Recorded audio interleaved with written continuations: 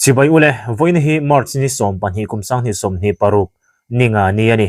ti chuan Mizorama lare me mai tlangwala nun zama zam te ka te mai ke chuan hei nikte atin an lo ko thina a nikte han ti ve tamaila ani hei kan bel chiang chak viu mai khania ral khata tangin kan thria amaro chu anu te komna te kan han ngai thla to chu mi hnuwa zama chong thu ti channel te hian tiang hian ama hi an buai puya ti chuanin zama chong thu te hi an fakom tak zeta an nia wang hian zam te a hi mi tam takin an tran pui thei pha ti chuan tu na zam te kom tu hi nula city ram nun moi city an ti khania anin nge ya tiang hian zam te a hi an va kom chiang ta ni o nik te a ka tia chang le zam te ka te ha chumi lo the thiam mai do ni o ti chuan ni zana khan dar som pahni le dar khatin kara kamu hil tha thei lo khanin he an video hi kan ena abula tanga top thlengin ka ngai thla a ti chuan ke tlangwal hi he tlangwala hian min vel tlat mai ni mutmura ka mit tuia tla makkati tak zeta ka in ring man me ulawani chuta chuan thinlung taka min puiro nangma fakturin ti trong kam te mai khanin min hne em mai ni nikte an pathian hi azonga he conference na hian amamo tak zeta ti chuan min puiro tina du tok mai lo nangma fakturin atiani he trong trai na hi zoram thalai te hian kanwa mamo te lul em katia Christian o thalai te mai pon lo Christian ten kan mamo tak zetani nangma fakturin min puiro ti trong kam hi he trong trai na hi pathian hian ngai kha ka chak le atu em nia ke chuan in ka nga ya ni chu tiang chuan thalai tam tak te pon he tiang hin ti ve theila min du hle in ka ringa ni ti chuan thala tu kha apoimo tak zetanik te an he tiang din hmunaron thlen theina tur hian thala tu hi Lawrence lalhlan thara MCS se song khua alo ni reng maya lalhlan thara hi he tiang anga thalang na chang alo hria a thinlunga thok tu hi pathian te ponin ka ringa ama wang hian nikte a hi zoram mi puiten kan hriat pha tin chu mai ne lawa zama chong thu te a dot tua an poimo le hle mai ti chuan nikte thian pa op a kha poimo em bok mai ne he conference kalna tur konga hianin a pathian ne na anin to na tur mo hemi a hianin a thian pa hi poimo tak zeta chunga tang te chuanin thian te poimo zia te tin kaushana in mang te po in kan member het la ya member hla kan ti te khangang tam takate kha kan enkol na le kan kai shoi na konga te tin antana tung trai reng chen kan ni chuti me kara chuan pathian ne na in to na nungan nei ve the na turte nun tharan lo nei the na turte khanin he an video hianin kong tam takin min ti harang ti kha ka be se tla ta pathian poin mala somang ti ka ring tla ta ni chuan anin nge ya nik te an kom na chu tuna hian kan ngai thla anga amaro chungai thla tam tak te po kan lom tuang kan lo langai thla lo te ni chuanin ti chuan a fulin ka ron da don lova zama chung thu ti channel a khanin a fulin kan ven le mai anga ke chuan hemi kara hian soidu ka nei te karin ru om te karon zevele tu don ani ngai thang nie kami kan kalahun ma de atang kan nei katrin tenen hianin kan lo in soi phur lok ve kal hakat chak vel tu ka voi khat na tur ka ni ve bok ne chuanin sum le pai han nei lo chuanin ti han ka in loa ka in khol sa kan lo in soi phur sa ve wang khan ma se hun a tlen ma de hanin ko ve lama lo om na na chu kan lo mang phai ve le in chung kura te po man na kan nei ve thaw ani chuanin tlangwal nikte a kan teng tlangwal nikte a kha tun chum general conference a khanin mitam dak ru in em anang ma kal tlangin pathianin mi thinlunga thu soina sa ni ta khan i local dan chungchang te po kha ngai nom deu omin kan sha a in lo chop chungchang thu ti po kha kan sha a kha min han soi sak le la nie kami amma tanga trian te ne na lo in soi phur ve kal chak voi khat kal na tur lo ni bok ne ti hanin ka kal chak ve em em sum te kha ke ka theyang tokin kaloin call ve a mase keima lama tang le chung ko lama tang han lo man lo a thei bik si lawa a hun don nai hanin ka nei le mang ta lawa karil ru chun ka kal lo le me don mi o ti ril ru ha ka pu mase a ma kar lo ka han van nei tlak te me han in lo na ha ka mu ve le lo me ti han ka in lo call le rama chunin motora hanin hei ka thian pa o pi hianin a ikal du chuanin chuan man po ngai lan ka phurang chemin ti ta ti hanin kalom kop me a rualin tian chuan man choi mi loin ka kala chan ka mani po ha ke ma hanin skuta man na rang tok tur ha chu ka nei ve chan pa fel deuh pathian in a pe chia ti ro I aro pui hle mai I ani chuanin khata khanin in tho khan eng ti in nge in hlo be so thing chawa te kanin lo a chi sang sang a rem anga han ni mai chang so thing lot te kan thok ta mo te ha lo kola a rem ni mai ama te hi hey aza zum me lang reng sia a fel mel reu khop maya tin zaidam takte po kha ni hiani na riat the ni engpo ni se hei anin ko ma kan ngai tha zelanga apoi mo lai lai kha ti hian kan ron da mai kha ni ya khata conference na zukal thing tur khanin so thing chote ka tenga soyang khanin in hlonarem chang a khanin in hlo talob lopa tengkhan sum le pai te an khola amaro chu thom thola ma te khan har sana te pon han to ka khanga te khanin thian te te pon poi mo hle maya an ngai saka ata nan lo dinga ti chuanin kalna tur te po kha a thian pa o pi a khan tengkhan ka phurang che ti in a free vekin mo nikte hi kompuina khanin a hruai ta khania chuta chuan op a hi a fak om ka ti tak zeta karil ro lo om chu k3p ni mo 3kp ni mo teng khan kaushana thalai te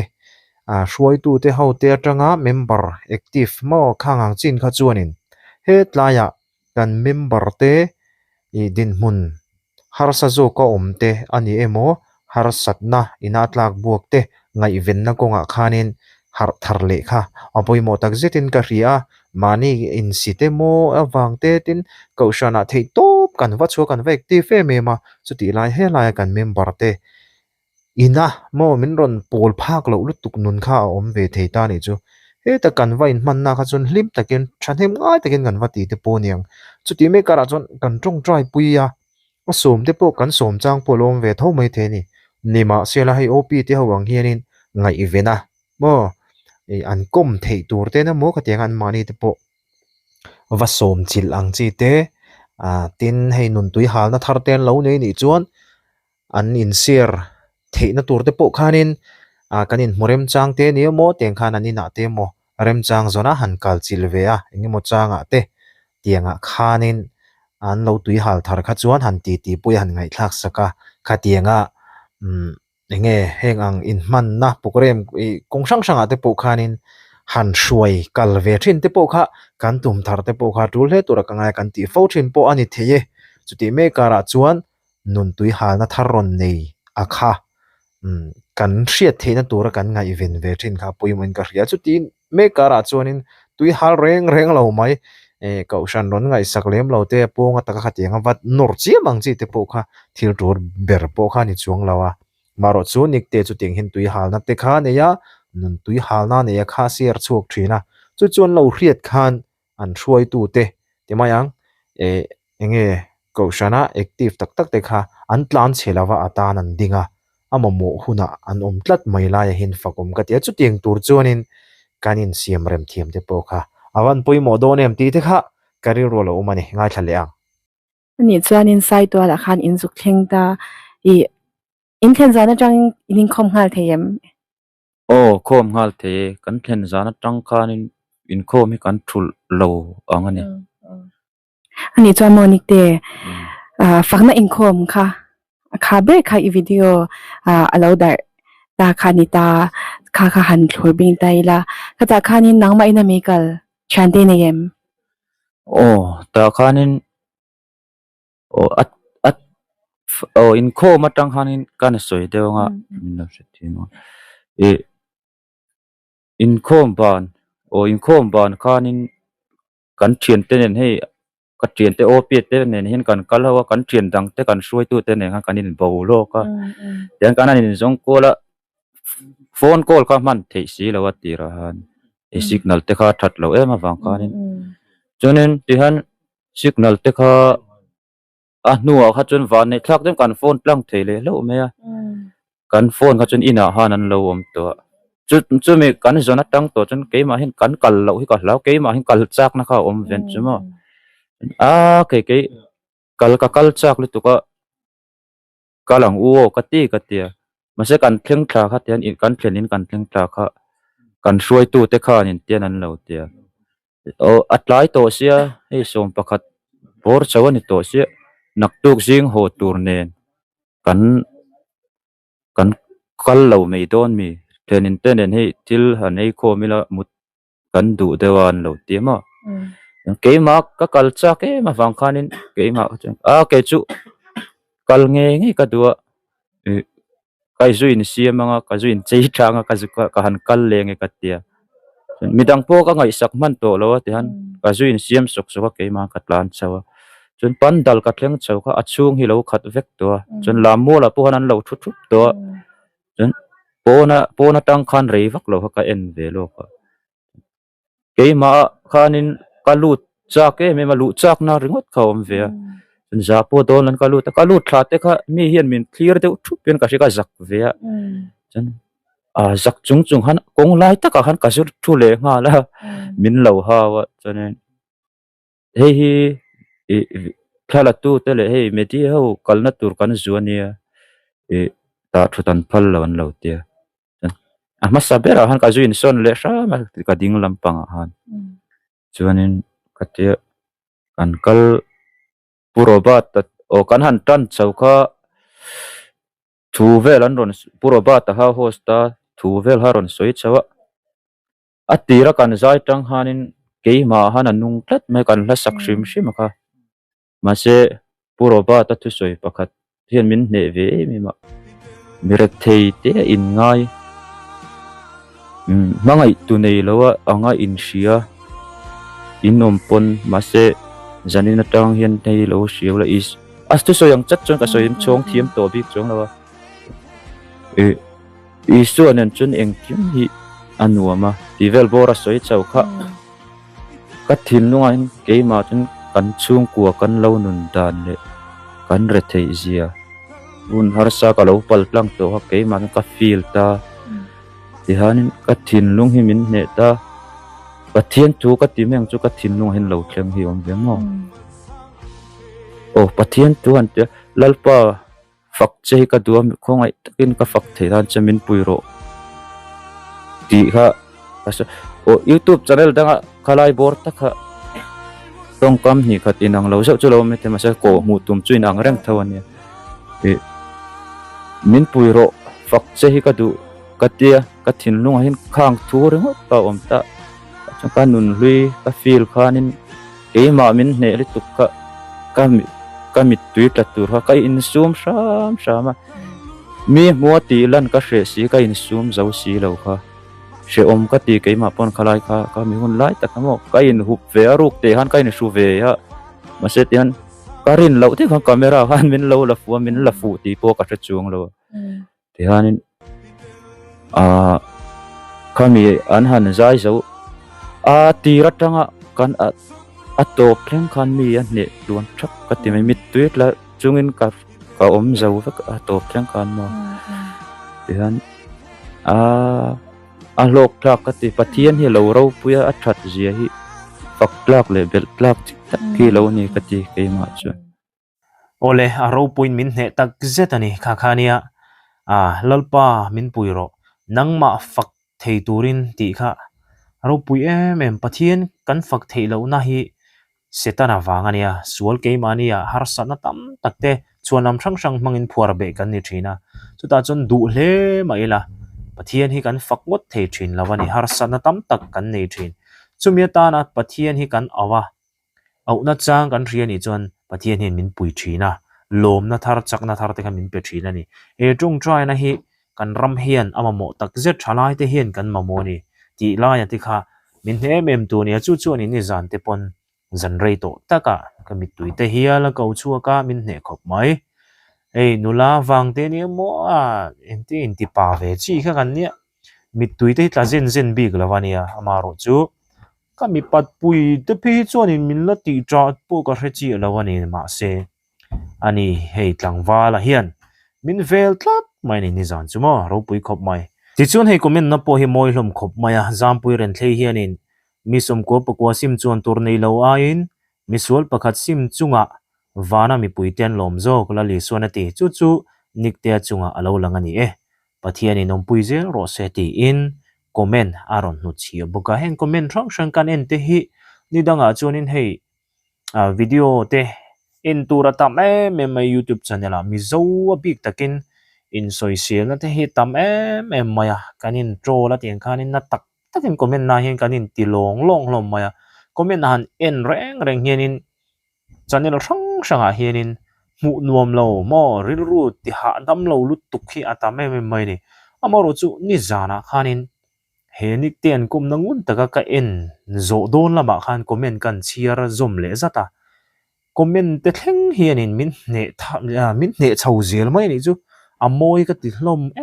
maya he tiang ang comment te hi kan nu chi fo thin te kha apoi mo le in ka ria le ti chuan zet chak chu khian in chi ko soi ang khan donation ama don big za song ko vel pe tu te ka me chia atia me chia nge hi chu khongai na tele midang ta na in senin lo huam nge ti alang chiang hle mai pathian lo ro pui ber ro se ti in aron comment ve boka hei ni e nik te a tran pui tu te sum tam tak pe tu te hianin atam zo ka chu me chia an nia za sum ko ve lai kha ama nik te a e khongai a nge an nei ang te hausa tak tak an ni big lawang ti kha riat tur ani chuta chuan midang ten tran pui thina dam lo te tiang khan har sana tam tak tok te kha tiang khan an tran pui thina chuan nik te a po hi engin ti konga motala han pui ve kha an cha ka tiang han thin lunga pathian in na thoka an tran puya chung chu me chia hi za som ko lai an ni aro pui tak zeta nei mi pa te hi tun lai a chuanin mi rel pe ya khanin kan tang to zo ka kan til phal vak to lo ei tur kan ilovin mo sin tur kan ilovin tani na komin tia isona soidan dana khanin mi pa te po hi kan tlim zo khial to mai theini heng mi te ber chungin ti ka chunga tin nie tia kha heng mi te ber chunga ti mo ke ni aya chak lo zok te ke ni aya har satna mo din mun phet lak lo zok te hena kan che dana hi kan pathian hian in min mu chi nge me maya chu mi konga po chuan me chia te hi ati tam zok an ni hial mayang ti te kha karil ruwa chuan alo om hial ani chuan mi pa te po kan tran angai ani tang zelang o ti chuan ngai thlat sun zom leang ole ma saberin tun kan bawrak chungchang a han pathian chunga han lom thu ka soi du mala he bawrak hi angai na porani lai ni anin ka sha he thil viral chan hina chan na hi ina kan sa kan nu pa in kan sa chuan ka fanu so taram hnuai kal khan video manon thona kanu chan mama video hi lo en te min tia ka en man lo in chunga tal kan bel box ya ka buai lu tuka ka tia ma se ka en pha thau ne ka en pha chuan khatan alam khatan ang lo khan ke ma khan tun ma tanga man ne kan in koma ka soi ang khan tun ma anun tui hal na min shil ngun tol tu khan mi deng ha la ni chu ka ril ru hian mo chuan ke ma khan in sho ka lom si shom ti na nen ka khata chuan ti khan kan ka tap ngal ve de top bokani chu chuan tok fanga ti khanin engtin nge ka number ron nei kwala po ka shelawa ka fanu khanin nu oma ma hi a biak thenan ron zo drenga he phone a hian engtin nge ka ti do na I number ka da mi don phone an nei chuang si lawa tia a lo da mi ta che ka ti ol sam me ni ka tap bang khan chuan ada tuan tok fa puzam hen ka rin lo ta deuin mi ron phone ta ni chumo chuanin ti khang kan in bia oi tong kam te po ka thiam lo engma soi thiam po kan ma se pathian chunga le i ama chung han tu na phan lom thu ka soi dua khamin ni a khanin mi ta na ngai thak nom lo po ka soi chawang ka ring ama ro chu min lo ngai dam sela khang zong zonga po khanin ke ni chu hei mi mol mangte kan ya tong thiam lo i tong hang thiam lo lut tu khi kan na kan zirna te pon hiama chu wang chuan the to pin kal englo na te khan min lo ngai dam sela ti swal pal te ka nei poin chuan tuan tian puja mane ha kan in be chawa chuan an bula po ka soya chuan in video po khan ka soya he thil hi aro pui kan ti em a ama ero chu thil pek te sum le pai thi kan du lawan reng reng lawa e adu chu kan du vek tu te point an duang sum du lo hi tu ma kan om ka ring lawa ama ero chu tun tum kan din huna chuan pathian cha kan du ri ani ka ti puja ma bula po ka soi chuan kan video po ka soi kan in bia ka piang po hang ka soi chin ama ero chu he kan video tlem te lo kal chuak kha pathian in mala lo som tali to kan ni chumo chuan in mala lo som lut tu ka kan rin phak bakin tun hun hi kan thleng ta chuan thil pek te po kan be sei mya lo i shom po kan ti min ron bia te hi an tam lu to ka keima shim shima phan ka phone hi ari zom lenga ni lai tho tan zir top ni kha chu ni leng in phone ka cha ka chang char chara ni a then chan man lo tok te po ka lo nei viang khang te po khan min lo ngai dam se tu na pun ka chan lo ka i whatsapp hi om ve chau ta kai thingtlang nu kan nya na tho pha in kan chang man reng bik lo ta ngai dam ka dil mol mol ta khan chuanin ma man chung chang bik ti khang kan soi chho zel ta phone call nen a changin video call in min lo betok ama a mel kan mudu annon te oi alom hi ka til tu ka thenin chuan thil pek chung chang ni sela tikhanin kan be sei mia lawin ke chuan min ron betu hnen zela po in nei lo chung chung te min pe ange thil pek hi kut kan do reng reng lawa in mi tong trai puina kha kut ka do zo ka ni ti hi ka soi zel ani chuanin hei whatsapp po ka thon chawa ka te ha min tong trai pui ro ka te ni zan thlenga thil pek aron thlen po in ka lom thu soina chuanin pathian in mal som na tam takin vur le cheu se ti ka tong trai na ni ti hi ka thon le zel ta ka lom lut tu ka hei ka soi lo thei lawa chuanin ma hi tun ma te takte nia tangin nun tui hal de uhian ni thina thenrual pol a chak lu tu ma se apol theilo an din mun chu hei in ron mu hi ni ta ni a shom hi ti em a voi thum kan fe du na te po hana soi china chu tiang khop cha anun hi alo tui hala ka soi chua sak thiam si lo hian anun hi tui hal lu to ka ni khatiang a amit tui tla le a in hu chua ka mu kha chan mo nu thin lung hi atap ve vong lo ma wangin ka mi tui heluang aluang zoi me ni mo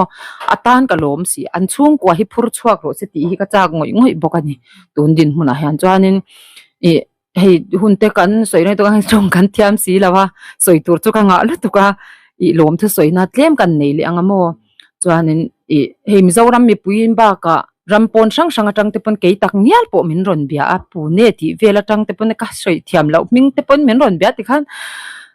lom thu soi na tu kan van nga takin chong han amai ro chu in zawai chu mi mal zong chuan lom thu kan soi seng lo kan lom ti himin pom sakula kan zawai in chuan pathian hnen alom thu min soi pui bokula chuan an chung kwa hi he tharau thiang hiam han min phur chwa sak ngei theinan in thin lung zong in en tu te zong in lom thu min soi pui la ti hi ka soi do chon abul ber chuan pathian chu pakhat alo ni ta chuan in hei puja ma hinge in min ron be pom ha saber tu ne ka soi lo thela kan in biak tam ja chu phone call han ten en le ti la om chewa whatsapp lo pon phone call in kan in bia chun za jum kan bia tong ka thiam biak sila aron tong te ka ngai thata pa chang phei chuang kha ti vel kha mi min ron mal som na ani mi ron shil chon acha ka kalau ngai thatop ta ti ke in katlan chaw ta hian ka han soi chong ve le ti reng kha kan nya mo chuba in poi ka ngak man me ula ni tun tum mama chung chang a phei chubam oi kan lom nu tu ki anu le pa po hian lom an soi thiam si lo ti hianin hemi mama video eng lo tang hianin en te zu po hian le in mia bik lo chu ka soi tel ngei tu to anu pa hi in hu chuak ka tia mi khir deu me hi nia mo ama ero chu tun tu ma cha adam top ni chu atan ti cha zak lu tu ke ma po min hau chep khatiang khan ma se tu cha adam tali tu khim ho pathian na tho zel ka ti he thili mo chuan min tong trai puina zel te po khani ta chuan ka soile du chu enge tu na hen ai zol lama min shuai thak sak don ta min shuai thak sak don han ti meila khulama in hlan na hun kan lo nei don ta khatianga te po khanin he ama phe in biak ang cha han mi biak thiam lo le tu kiania tuna hang kan video himin lo en sak ani chuan mi puite hianin atong kam thiam lo zia in sia a ai soi sual pal le in so a soi lo mangi o ti om ti po anei cho in nei cho wang khang zong zong a khanin ama himin lo sia thiam sak ro u a chan chu eng ma soi thiam lo tuna po